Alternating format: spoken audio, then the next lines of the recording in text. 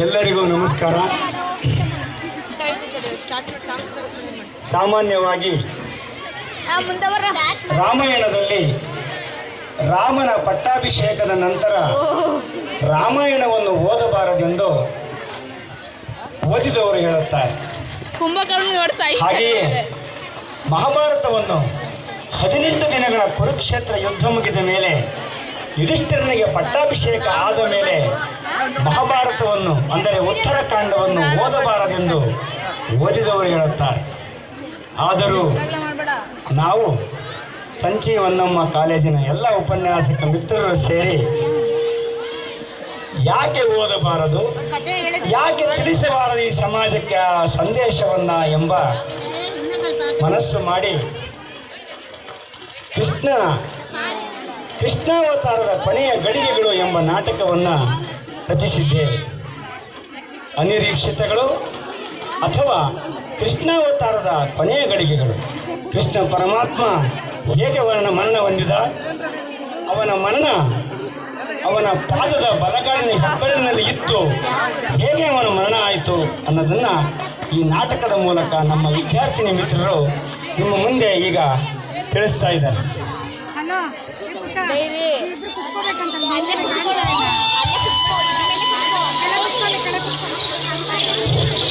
ಗರ್ಗ ಮಹರ್ಷಿಗಳು ಬರುತ್ತಿದ್ದಾರೆ.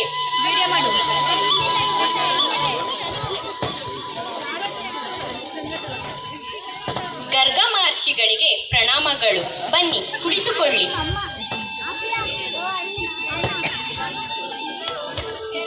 ಗರ್ಗ ಮಹರ್ಷಿಗಳೇ, ಈ ಮಗುವಿಗೆ ನಾಮಕರಣ ಮಾಡಿ. ಆಯ್ತು ತಾಯಿ, ಆಯ್ತು ತಾಯಿ. ಮಗುವನ್ನು ಕೊಡು.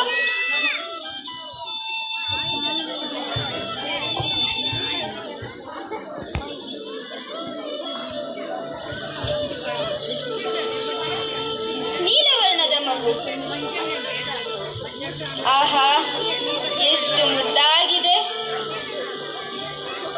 ನೀಲವರ್ಣದ ಮಗು, ನೀಲವರ್ಣದ ಮಗು. ಗರ್ಗ ಮಹರ್ಷಿಗಳೇ, ಇದು ವಿಷ್ಣು ಪರಮಾತ್ಮನ ಅವತಾರ. ಒಳ್ಳೆಯ ಹೆಸರಿಟ್ಟು ಹರಸಿ. ತಾಯಿ, ಜಗದ ಕತ್ತಲೆಯ ಕಳೆಯಲೆಂದು ಸೆರೆಮನೆಯಲ್ಲಿ ಹುಟ್ಟಿದೊಂದು ಬೆಳಕು. ಇದು ಈ ನೆಲದ ಬೆಳಕು, ಇದು ಈ ಜಗದ ಬೆಳಕು. ಈ ಮಗುವಿನ ಮುಖದಲ್ಲಿ ಸಾತ್ವಿಕ ಕಳೆ ರೂಪುಗೊಂಡಿದೆ. ಕೃಷ್ಣ ಕೃಷ್ಣ ಕೃಷ್ಣ.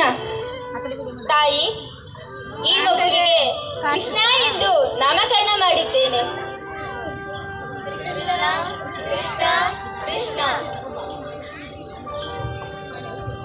ಗುರುಗಳೇ, ಕೃಷ್ಣ ಎಂದರೆ ಅರ್ಥವೇನು?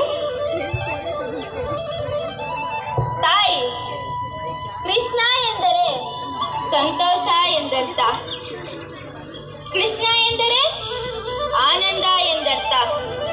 ಈತ ಸದಾ ಹಸನ್ಮುಖಿಯಾಗಿರುತ್ತಾನೆ. ಈತನ ಜೀವನದಲ್ಲಿ ಯಾವುದೇ ವಿಷಮ ಸನ್ನಿವೇಶ ಬಂದರೂ ಅದನ್ನು ಧೈರ್ಯದಿಂದ ಎದುರಿಸುತ್ತಾನೆ. ಈ ಮಗುವಿಗೆ ಸಾಂದೀಪಿನಿ ಗುರುಗಳ ಹತ್ತಿರ ವಿದ್ಯಾಭ್ಯಾಸ ಮಾಡಿಸು ತಾಯಿ. ತೆಗೆದುಕೋ. ಆಗಲಿ ಗುರುಗಳೇ.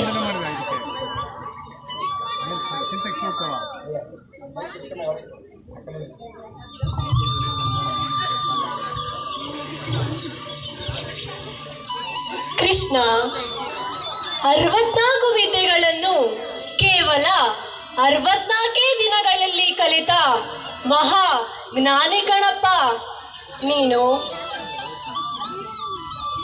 ಗುರುಗಳೇ, ಇದೆಲ್ಲ ನಿಮ್ಮ ಮಾರ್ಗದರ್ಶನದಿಂದಲೇ ಸಾಧ್ಯವಾಯಿತು. ಕೃಷ್ಣ, ನಿನ್ನಂಥ ಶಿಷ್ಯನನ್ನು ಪಡೆದ ಈ ಸಾಂದೀಪಿನಿ ಗುರುಗಳ ಜನ್ಮವೇ ಸಾರ್ಥಕವಾಯಿತು. ನನ್ನನ್ನು ಆಶೀರ್ವದಿಸಿ ಗುರುಗಳೇ. ಕೃಷ್ಣ, ಜೀವನದಲ್ಲಿ ಎಂತಹ ವಿಷಮ ಸನ್ನಿವೇಶವೇ ಬರಲಿ, ಅದನ್ನು ಶಾಂತ ಚಿತ್ತದಿಂದ ಎದುರಿಸು. ನಿನಗೆ ಮಂಗಳವಾಗಲಿ. ಓಂ ಶತಮನಂತಂ ಭವತಿ ಶತಾತ್ಮಾನಂ ಭವತಿ ಶತಾಯುಃ ಪುರುಷ ಶತೇಂದ್ರಿಯಃ ಆಯುಷ್ಯವೇಂದ್ರಿಯ ಪ್ರತಿಷ್ಠತೆ ಧನಂ ಧಾನ್ಯಂ ಪಶುಂ ಬಹುಪುತ್ರಲಾಭಂ.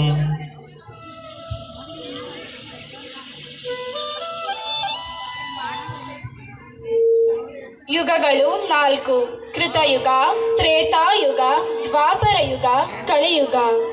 ಸೃಷ್ಟಿಕರ್ತನಾದ ಬ್ರಹ್ಮನನ್ನು ಸೃಷ್ಟಿಸಿದಾತನೇ ಮೂಲ ಸೃಷ್ಟಿಕರ್ತನಾದ ವಿಷ್ಣು ಪರಮಾತ್ಮ. ಜಗತ್ತಿನಲ್ಲಿರುವ ಎಲ್ಲ ವಸ್ತುಗಳ ಒಡೆಯ. ದುಷ್ಟರ ಸಂಹಾರಕ್ಕಾಗಿ, ಶಿಷ್ಟರ ರಕ್ಷಣೆಗಾಗಿ ಯುಗ ಯುಗಗಳಲ್ಲೂ ಅವತಾರವೆತ್ತುತ್ತಾನೆ. ಕೃತಯುಗದಲ್ಲಿ ಹಿರಣ್ಯಾಕ್ಷನನ್ನು ಕೊಲ್ಲಲು ವರಹ ಅವತಾರವೆತ್ತುತ್ತಾನೆ. ನರಸಿಂಹ ಅವತಾರ ತಾಳಿ ಹಿರಣ್ಯಕಶ್ಯಪವನ್ನು ಕೊಂದು ತನ್ನ ಭಕ್ತ ಪ್ರಹ್ಲಾದನಿಗೆ ಪಟ್ಟ ಕಟ್ಟುತ್ತಾನೆ. ಹಾಗೆಯೇ ತ್ರೇತಾಯುಗದಲ್ಲಿ ರಾಮಾವತಾರ ತಾಳಿ ರಾವಣ ಕುಂಭಕರ್ಣನನ್ನು ಕೊಂದು ವಿಭೀಷಣನಿಗೆ ಪಟ್ಟ ಕಟ್ಟುತ್ತಾನೆ.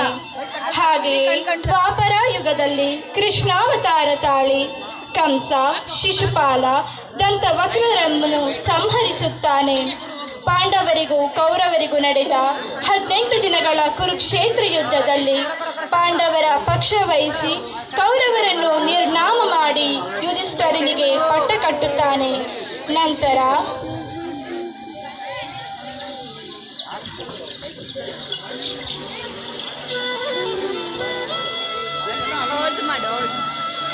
ಅದನ್ನೇ ಮಾಡ್ತದ 6 ನಿಮಿಷ 4 ಸೆಕೆಂಡ್ ಆಗೈತೆ. ಅಕ್ಕ ಬಂದಿದ್ರು ಕ್ರಾಸ್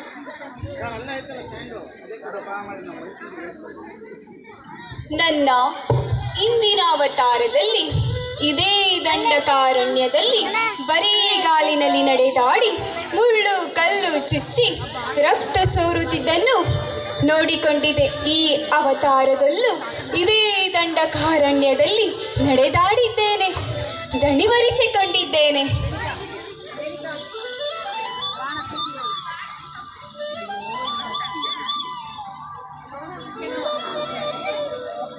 ಬಲಗಾಲ ಹಸ್ತದ ಕೊನೆಯ ಬೆರಳು ಒಂದು ಪಕ್ಷಿಯ ತಲೆಯಂತೆ ಕಾಣುತ್ತದೆ. ಪಾದದ ಉಳಿದ ಭಾಗವು ಪಕ್ಷಿಯ ದೇಹಾಕೃತಿಯಂತೆ ಕಾಣುತ್ತದೆ. ಓಹೋ, ಬಹುಶಃ ಕಾಲನ ಕರೆ ಬರುತ್ತಿರಬಹುದು.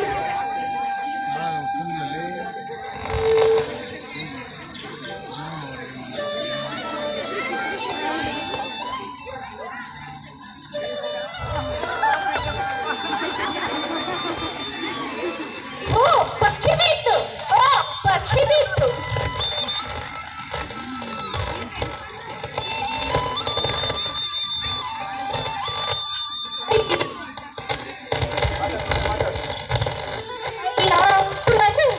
ನಾನಿಂತ ಘೋರ ಅಪರಾಧ ಮಾಡಿಬಿಟ್ಟೆ, ನನಗೇನು ಗತಿ?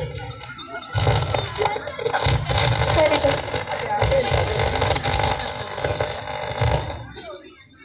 ಅಯ್ಯ ಪ್ರಭು, ನಾನೆಂತ ಘೋರ ಅಪರಾಧ ಮಾಡಿಬಿಟ್ಟೆ, ನನಗೇನು ಗತಿ? ನನ್ನನ್ನು ಕ್ಷಮಿಸು. ನೀನ್ಯಾರಯ್ಯ?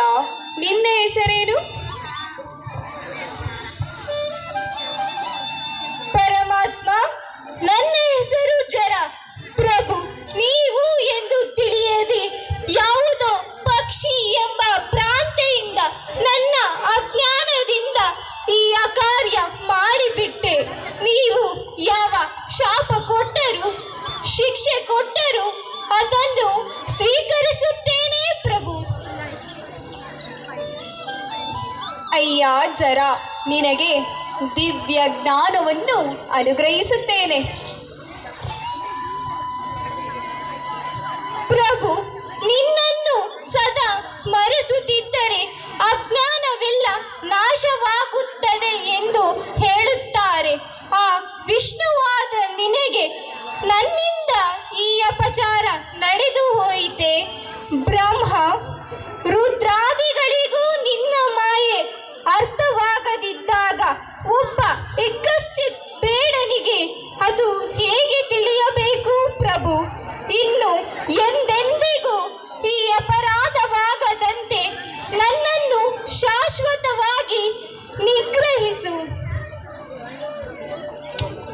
ಈಗ ಹೇಳು, ನೀನ್ಯಾರು? ಯಾರು ನಾನು? ಯಾರು ನಾನು? ನೀನು ನೀನೆ. ನಾನು ಯಾರು?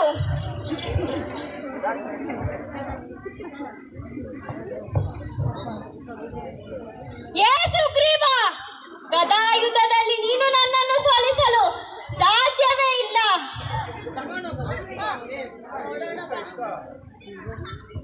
ಹ, ನೋಡೋಣ ಬಾ.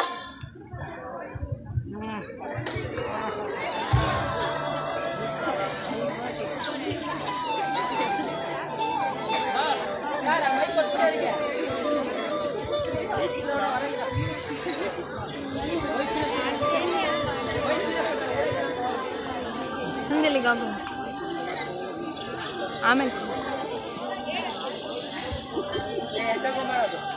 ಐತಿ.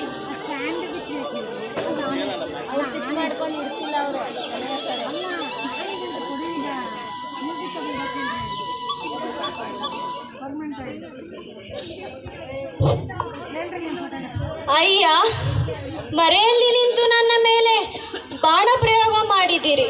ಇದು ಸರಿಯೇ? ಯಾವ ಉದ್ದೇಶಕ್ಕಾಗಿ ನನ್ನ ಮೇಲೆ ಬಾಣ ಪ್ರಯೋಗ ಮಾಡಿ ನನಗೆ ಅಂತ್ಯ ತಂದಿರುವೆ?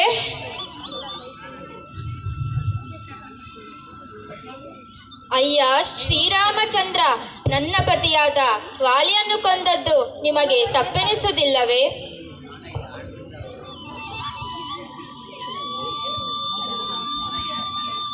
ವಾಲಿ ವಾಲಿ, ಚಿಂತಿಸದಿರು, ಮರುಗದಿರು, ಕೊರಗದಿರು. ಈ ಜನ್ಮದಲ್ಲಿ ನಿನ್ನನ್ನು ನಾನು ಅಂತ್ಯ ಮಾಡಿದ್ದೇನೆ. ಮುಂದಿನ ದ್ವಾಪರ ಯುಗದಲ್ಲಿ ನಾನು ಕೃಷ್ಣಾವತಾರ ತಾಳುತ್ತೇನೆ. ಆಗ ನೀನು ನನ್ನನ್ನು ಅಂತ್ಯ ಮಾಡುತ್ತೀಯ.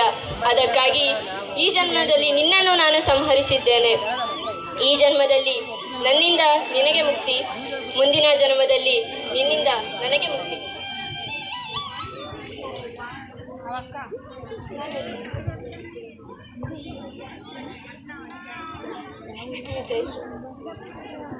ಜೈ ಶ್ರೀರಾಮ್.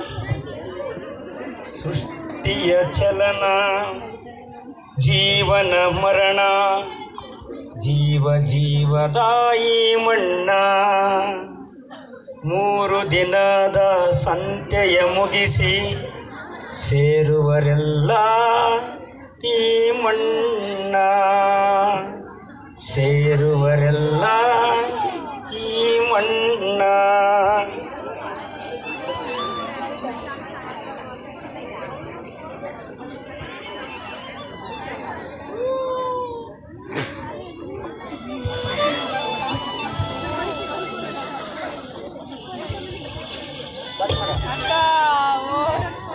ಅಯ್ಯ ಜರ, ನೀನಂದು ರಾಮಾಯಣದ ಕಾಲದಲ್ಲಿ ವಾಲಿಯಾಗಿದ್ದೆ, ನಾನು ಶ್ರೀರಾಮಚಂದ್ರನಾಗಿದ್ದೆ. ಇಂದ್ರಾಂಶದಲ್ಲಿ ಹುಟ್ಟಿಯೂ ಉದ್ದಂಡನಾಗಿ ಮನಬಂದಂತೆ ನಡೆದೆ. ನಿನಗೆ ಇನ್ನು ಮುಂದೆ ಯಾವ ತೊಂದರೆಯೂ ಇಲ್ಲ. ನಿನ್ನ ಆತ್ಮ ಸ್ವರ್ಗಕ್ಕೆ ಹೋಗುತ್ತದೆ.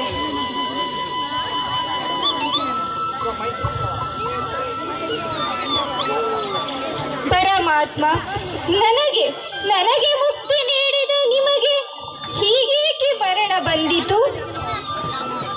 ಅಯ್ಯ ಜರ, ಜಾತಸ್ಯ ಮರಣಂ ಧ್ರುವಂ.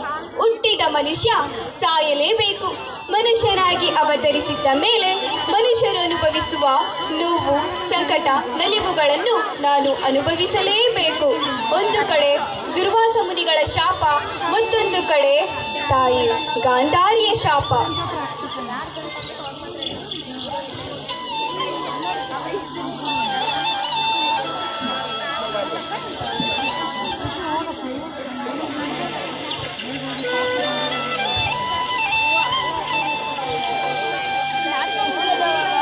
ದುರ್ವಾಸ ಮುನಿಗಳಿಗೆ ಈ ಕೃಷ್ಣ ಪರಿವಾರದ ಸ್ವಾಗತಗಳು.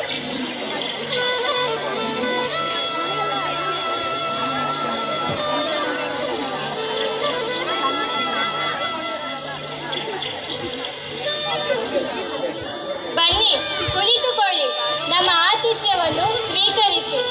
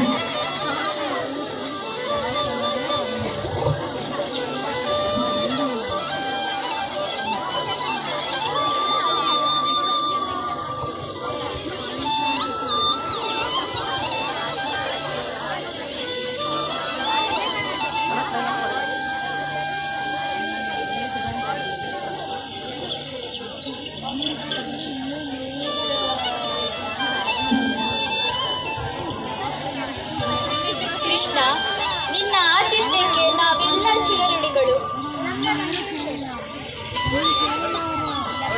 ನಮ್ಮ ಆತಿಥ್ಯವನ್ನು ಸ್ವೀಕರಿಸಿದ ನಮಗೆ ಈ ಕೃಷ್ಣ ಪರಿವಾರದ ಧನ್ಯವಾದಗಳು.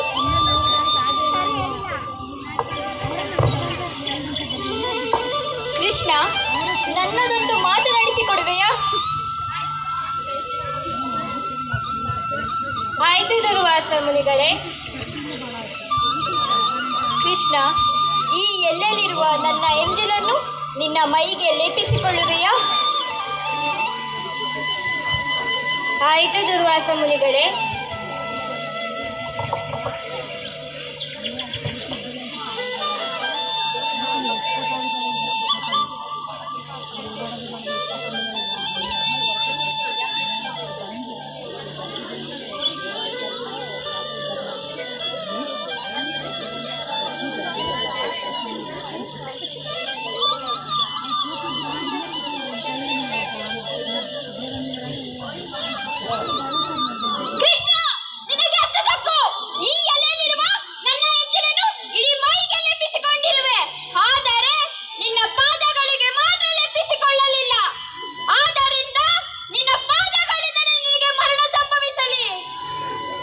ನಿನ್ನ ಪಾದಗಳಿಂದ ನಿನಗೆ ಮರಣ ಸಂಭವಿಸಲಿ.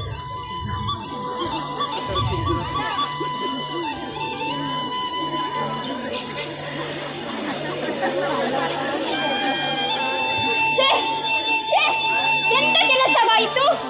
ಕೃಷ್ಣ, ಏಕೆ ನೀನು ನನ್ನ ಎಂಜಲನ್ನು ನಿನ್ನ ಪಾದಗಳಿಗೆ ಲೇಪಿಸಿಕೊಳ್ಳಲಿಲ್ಲ? ದುರ್ವಾಸ ಮುನಿಗಳೇ, ನಿಮ್ಮ ಈ ಎಂಜಲನ್ನು ನನ್ನ ಪಾದಗಳಿಗೆ ಲೇಪಿಸಿಕೊಂಡರೆ ಆ ಎಂಜಲು ಅಪವಿತ್ರವಾಗಬಹುದೆಂದು ನಾನು ಲೇಪಿಸಿಕೊಳ್ಳಲಿಲ್ಲ.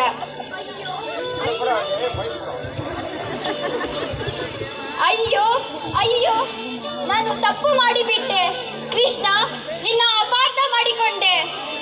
ನಾನು ಕೊಟ್ಟ ಶಾಪ ಹಿಂತಿರುಗಿ ಪಡೆಯಲಾರೆ.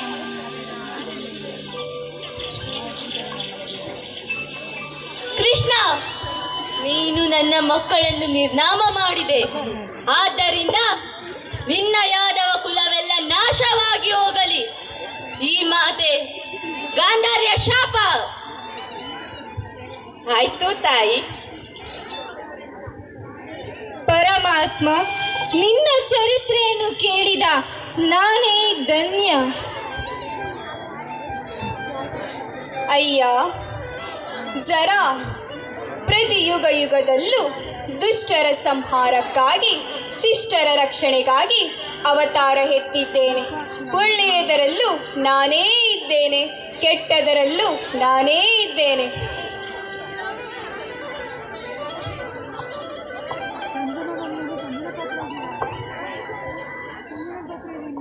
ಅಮ್ಮ, ಹುಟ್ಟು ಎಂಬುದೊಂದು ಗುಟ್ಟು, ಸಾವು ಎಂಬುದ್ಯಾರಿಗೊತ್ತು. ಜೀವನದ ಅನಿರೀಕ್ಷಿತಗಳು, ಜೀವನದ ಅನಿರೀಕ್ಷಿತಗಳು.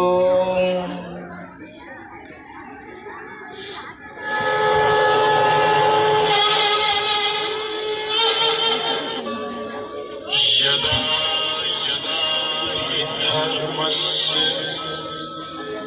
ग्लानिर्भवति भारत अभ्युत्थानम् अधर्मस्य